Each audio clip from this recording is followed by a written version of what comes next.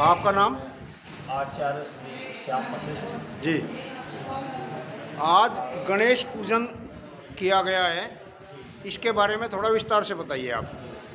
श्री शिव गुरुकुल स्वाध्याय केंद्र बड़ौत बागपत गणेश चतुर्थी के उपलक्ष्य में 28/8/2025 को सभी छात्रों आचार्यों के समूह रहते हुए गणेश पूजन अर्चना की गई।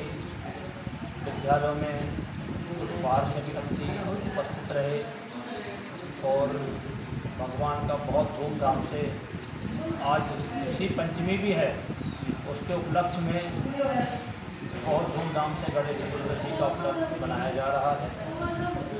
और हम इसी को कहते हुए अपनी वाणी को विराम देते हैं। हर हर महादेव।